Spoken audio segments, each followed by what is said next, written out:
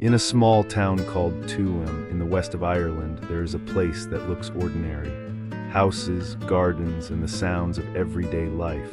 But beneath the ground, under what used to be the playground of a quiet housing estate, lies a secret that took decades to come to light.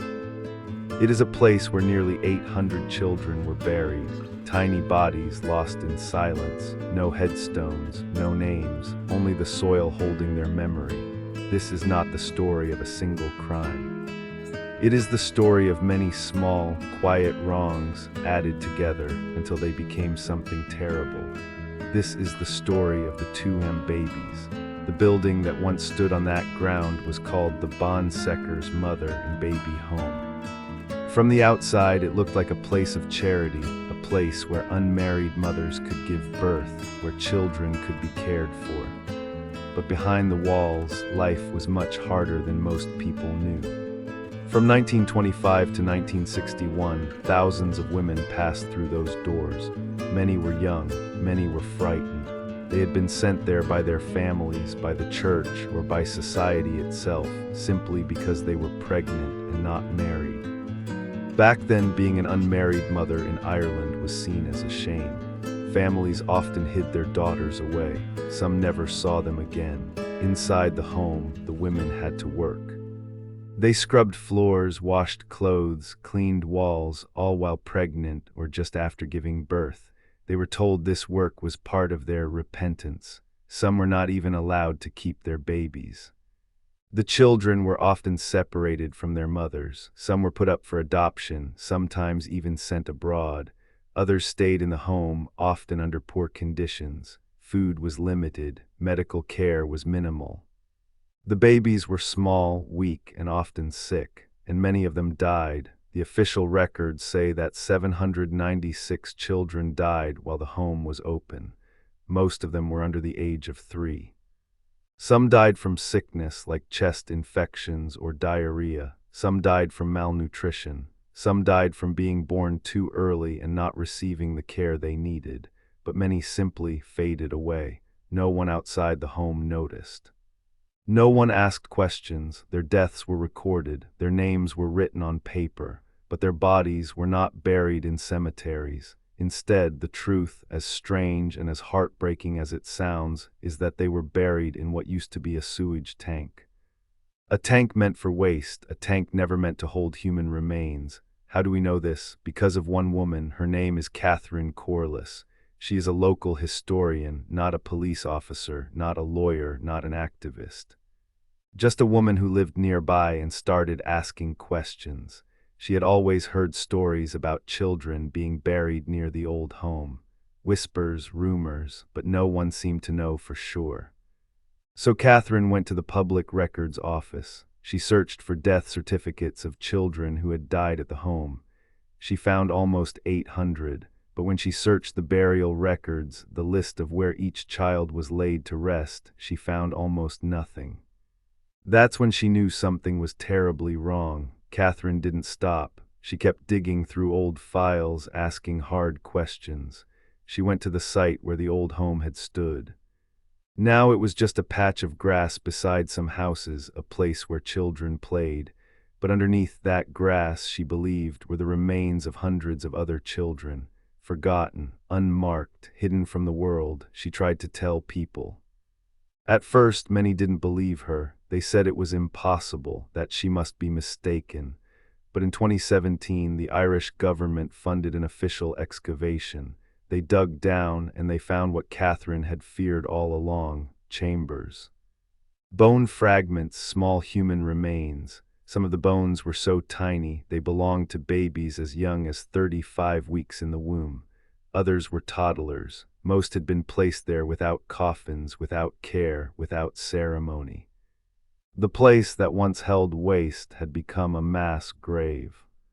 At first, the news shocked the public. How could something like this happen in modern Europe, in a peaceful country like Ireland, in a place that once claimed to offer care and love? But the truth is, it had happened, and it had been hidden for decades. The media began to call them the Tuam Babies. Headlines appeared in Ireland, then across the world. The story was too heartbreaking to ignore. But as people asked more questions, they realized the Tuam home was not the only place like this. Ireland had many mother and baby homes, places where unmarried mothers were sent, places run by religious orders, often supported by the government, and in many of these homes babies had died, thousands of them. In fact, a national investigation would later confirm that around 9,000 children died in these homes across Ireland between the 1920s and 1990s. But the case in Tuam stood out not just because of the number, but because of where the children were buried, and because no one had done anything about it for so long. The people of Ireland were heartbroken, but many were also angry. They asked, why were these children treated this way? Why were young mothers shamed and punished instead of supported?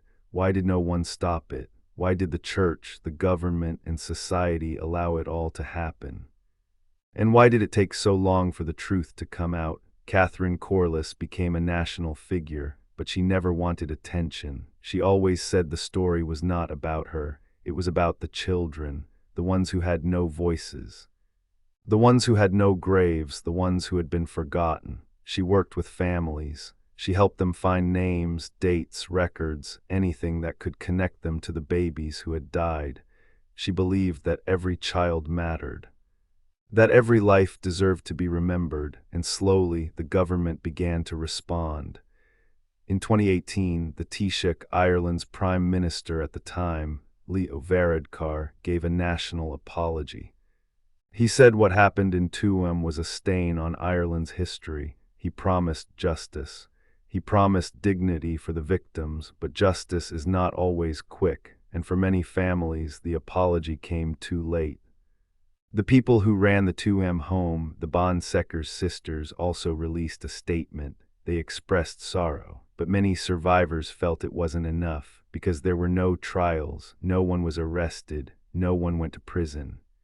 The home had closed in 1961. Most of the nuns were gone. The system that allowed it had already changed. Still, many survivors and their children wanted more than just words. They wanted action.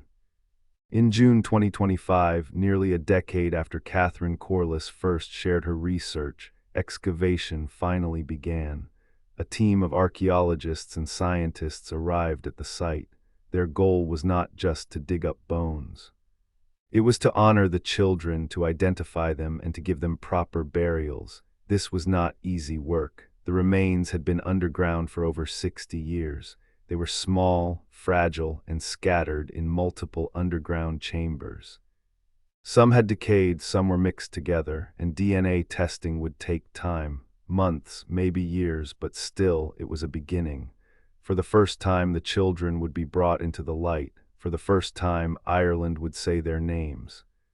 As of now, the work continues. Some families are still waiting. Others have already chosen places to rebury their loved ones. Quiet graves with names, with flowers, simple things, but things the children never had before. Some survivors have also come forward to tell their stories. Mothers who gave birth in fear.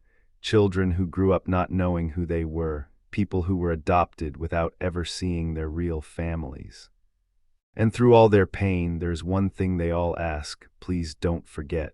Some of the most powerful parts of this story are not written in government reports or newspaper headlines. They are found in the voices of those who lived through it. In quiet homes across Ireland, women in their 80s and 90s have finally begun to speak. These are the women who were once girls, unmarried, pregnant, and sent away in shame. Some of them had their babies taken from them.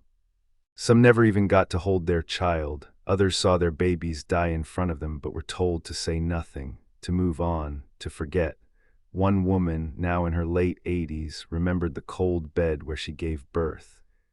No family by her side, no comfort, just pain and fear and silence. Her baby was born early and didn't survive. She was not allowed to attend the burial. She was told, "It's over now, you can go." Another woman said she named her baby herself in her mind. The home didn't let her write it down. That name, whispered in her heart, was the only memory she had. and some of the adopted children, now grown adults, have spent their lives trying to answer the question. Who am I? They were taken from their mothers. Some were sent abroad, to America, to England, given new names, new families. Many were told nothing about where they came from.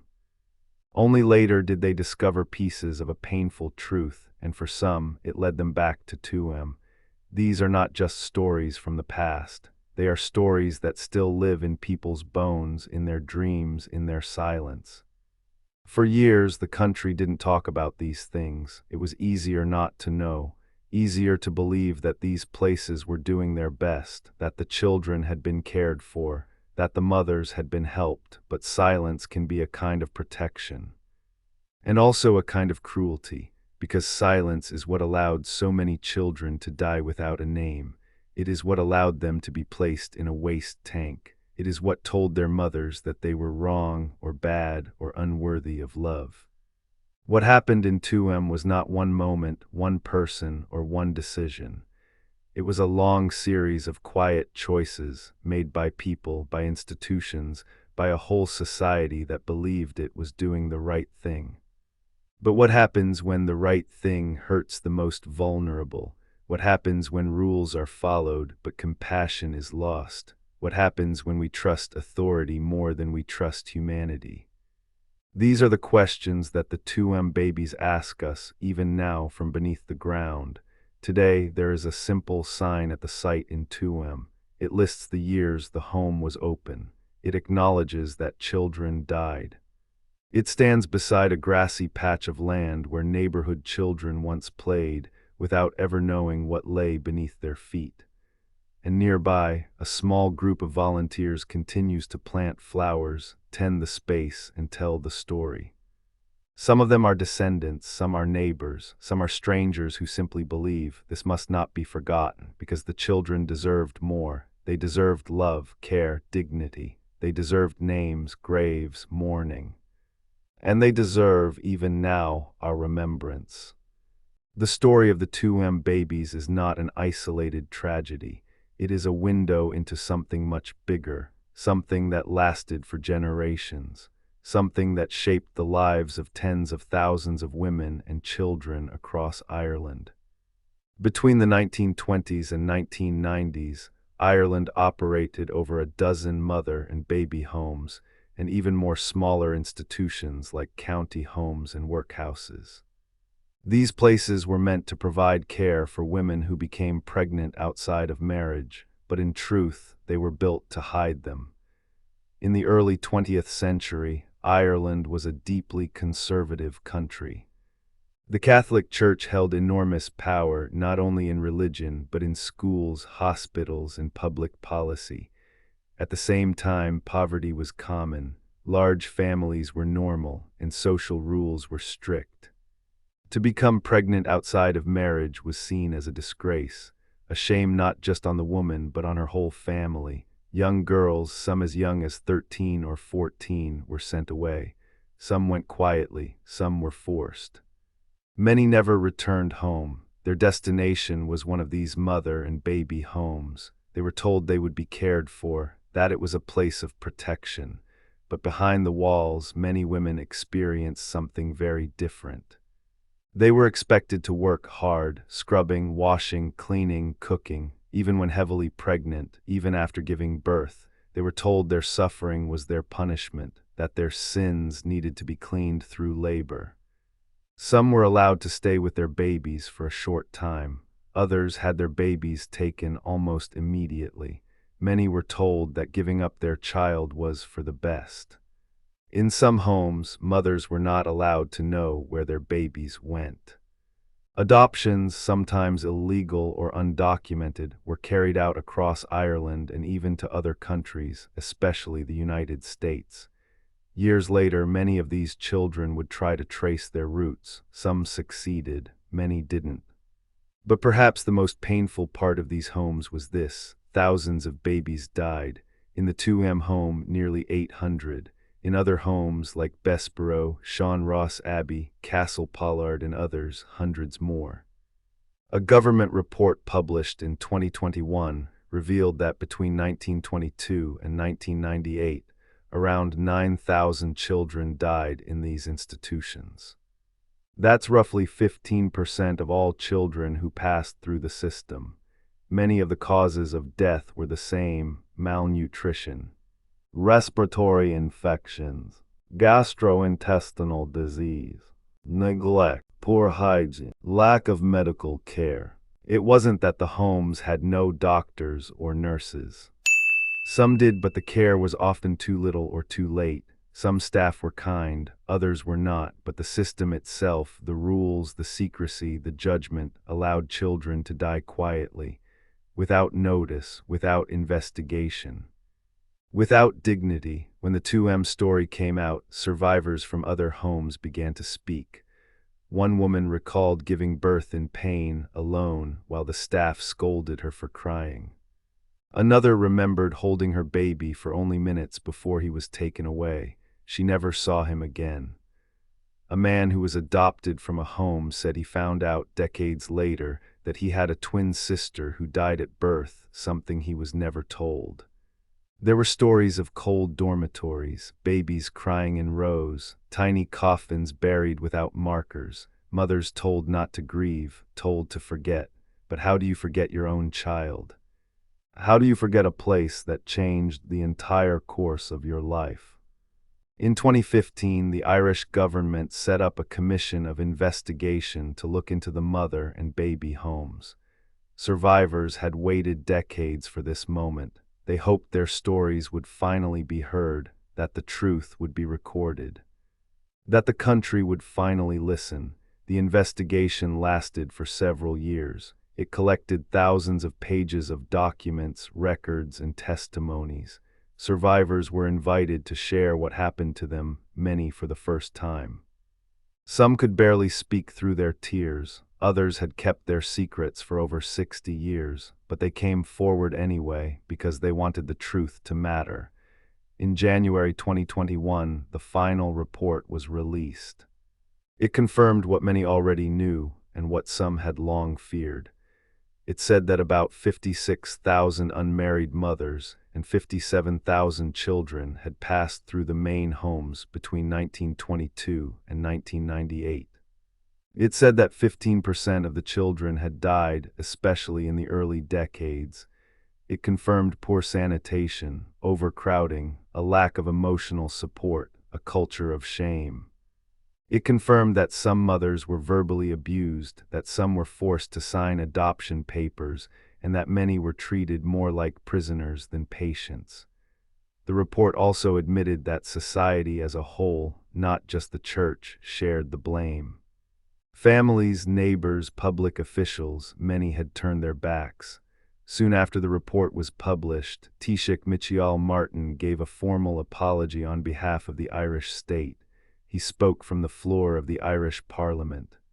His voice was steady, but his words were heavy. He said, "We did this to ourselves as a society. We treated women exceptionally badly. We treated children exceptionally badly. We had a completely warped attitude to sexuality and intimacy and young mothers and their sons and daughters." He called it a dark, difficult, and shameful chapter in Irish history. He said that Ireland must now do better. But not everyone was satisfied. Some survivors said the report did not go far enough, that it focused too much on statistics and not enough on accountability, that it downplayed the cruelty, the trauma, the pain. Others said the apology felt too late, that many of the women and children who suffered were already gone and would never hear it. Some called for justice, not just words, for legal responsibility, for proper financial compensation, for access to full personal records, for faster access to birth certificates and adoption files. They didn't want to be forgotten in a footnote or a speech. They wanted real change. Still, for many, the moment was powerful. It was the first time their pain had been spoken out loud by someone in power. It was the first time their shame had been replaced with honor. And it was the first time Ireland looked in the mirror and chose not to turn away. Across the country, new memorials began to appear. small stones, white crosses, quiet gardens. Some towns began to restore old burial sites. Some schools held moments of silence. Survivors were invited to speak in churches, libraries, and public meetings, and every time they told their story, the silence grew weaker. Every name remembered was a small act of justice. Every child honored was a step toward peace. The 2M case began with the discovery of unmarked graves, but it ended up uncovering something much deeper. It uncovered the weight of silence, the cost of judgment, and the long, invisible scars carried by thousands of people across a country that once believed it was protecting itself by hiding its shame. It showed that a society can believe it is doing the right thing even when it is breaking people. It showed that cruelty doesn't always look like violence. Sometimes it looks like paperwork, or polite voices, or locked doors, or the quiet removal of a child from her mother's arms. But it also showed something else, that the truth can survive. That one woman, sitting at her kitchen table with nothing but a pen, a list of names, and a deep sense of justice, could change a nation's memory. Catherine Corless didn't seek attention. She wasn't looking to blame. She simply believed that every child matters and that no one should be buried in silence. Her work reminded Ireland and the world that the smallest voices often tell the biggest truths. Today, the Tuam site is still quiet. The excavation continues. The DNA tests are not yet finished. Families are still waiting. Names are still being matched. The work is not over, but something important has changed. What was once hidden is now seen. What was once forgotten is now remembered. And what was once buried in shame is now held with care. For many survivors, this is not just about the past, it's about the future. About teaching younger generations what happened, about building a culture where silence doesn't win, where truth is not feared, and where compassion comes first. They hope that no child, no mother, no family will ever be treated this way again. They hope that their pain will not be repeated, only remembered, so we tell the story, again and again, not because it is easy, but because it matters, because beneath the ground where the Tuam babies lie, there are no voices. But above the ground we can speak for them, and we will. For a long time, survivors of mother and baby homes stayed silent. Some were afraid, some were ashamed, some were simply too tired to tell the story again. They had been told by priests, nuns, families, even doctors to move on. To forget, to keep it quiet for their own good, but pain like that doesn't disappear. It stays in the body, in the memories, in the empty places where a child should have been, and now slowly the silence is breaking. Mary was only 17 when her father sent her to a home.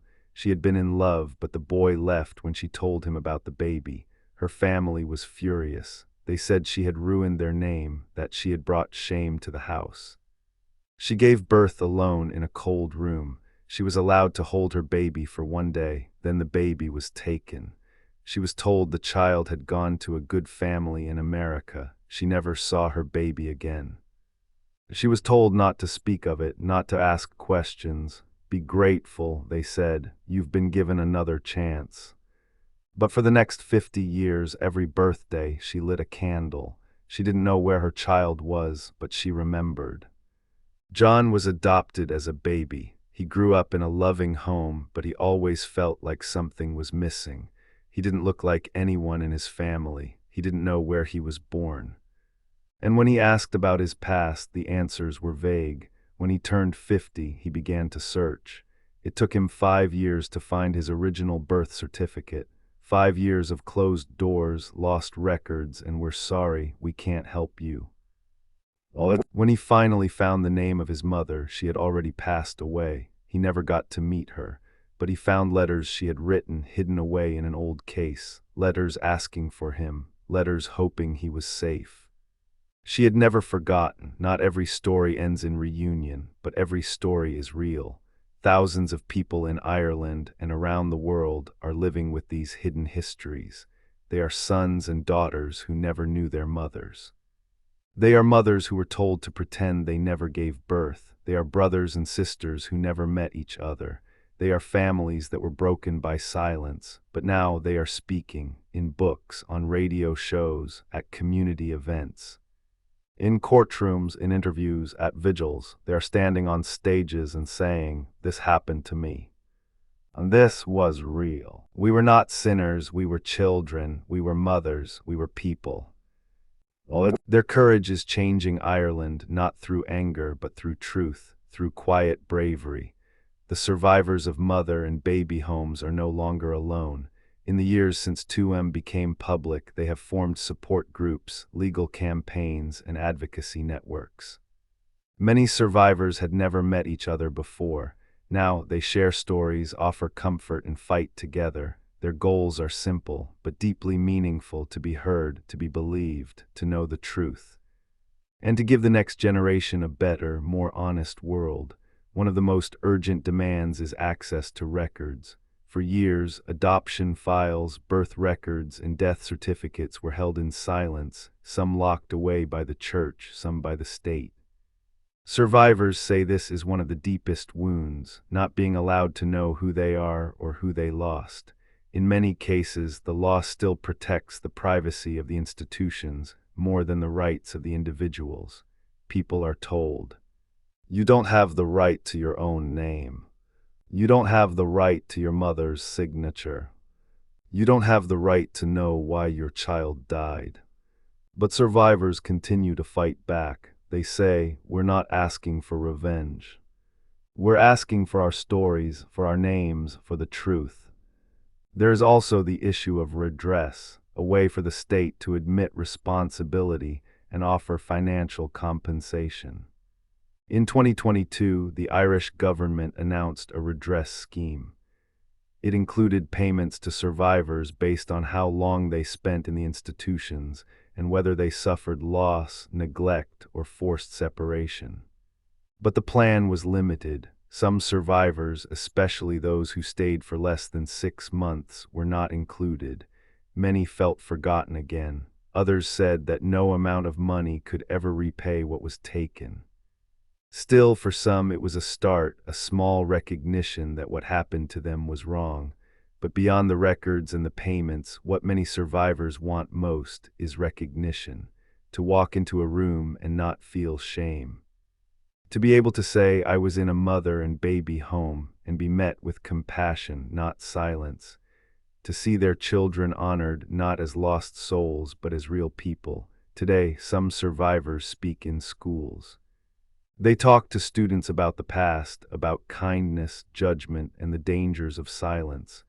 Others light candles every year on Remembrance Day. Some continue to search for their family. Some write their stories so they won't be lost.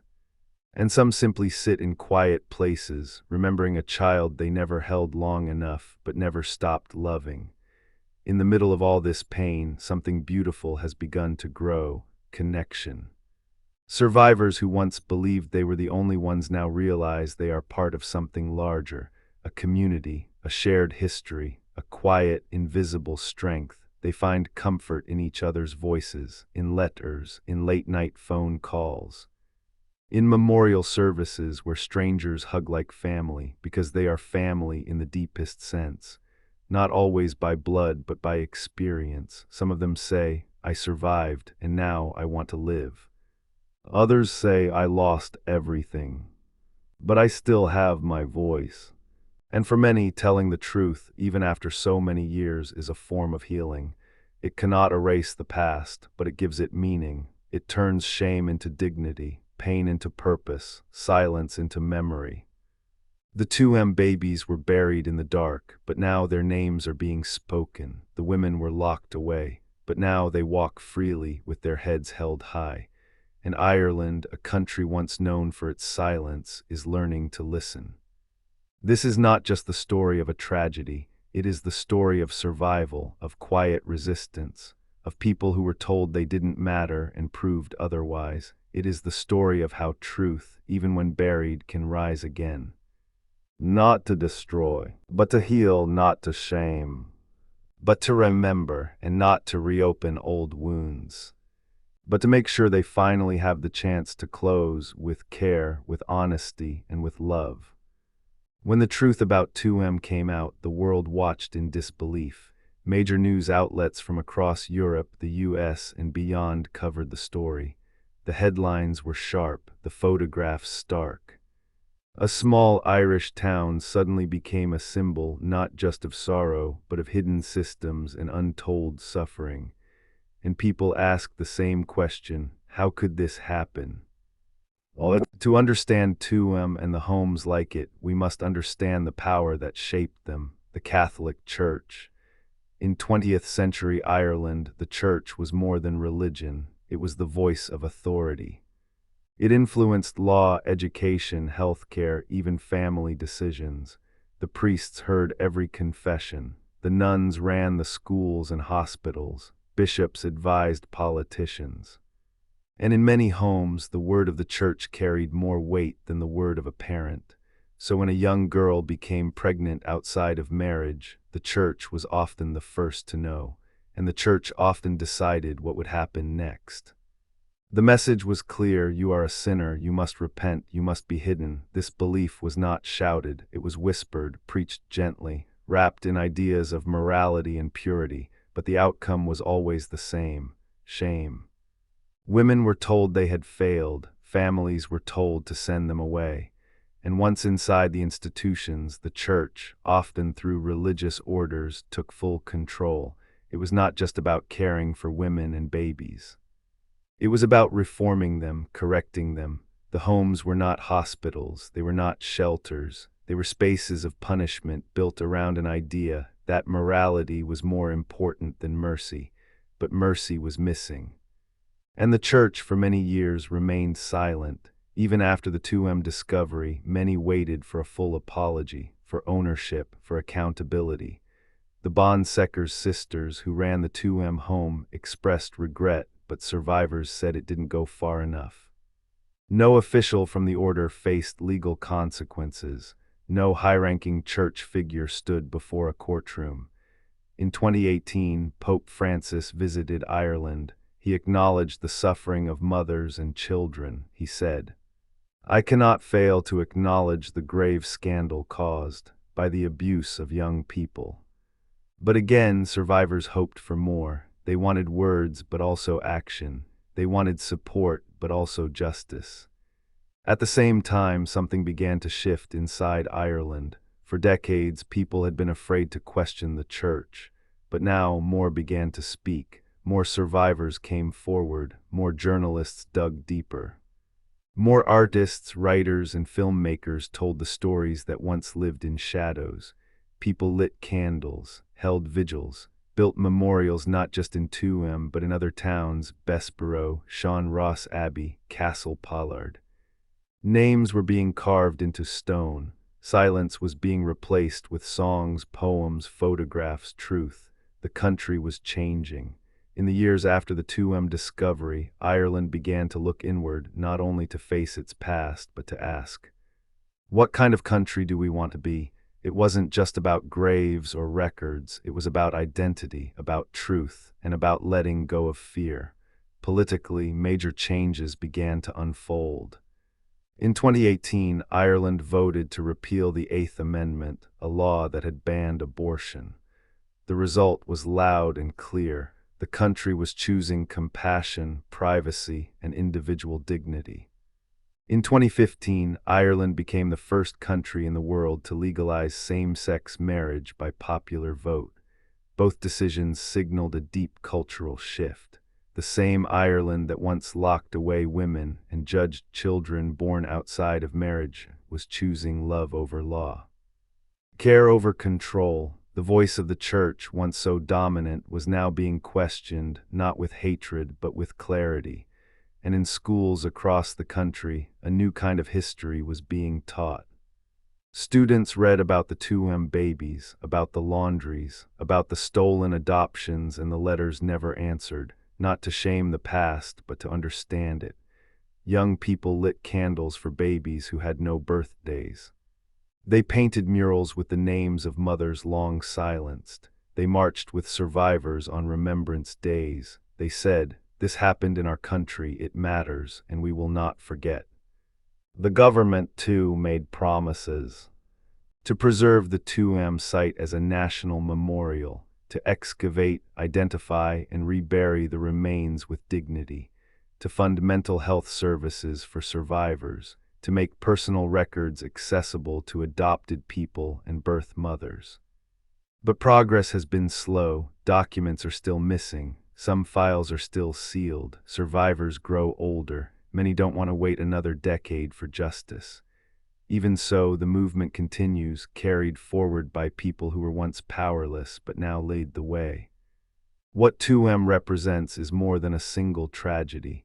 It represents a turning point where Ireland stopped hiding from its history and began to face it, where words like unmarried mother stopped being whispered in shame and started being spoken with strength. Where lost children, once buried in silence, became a national memory.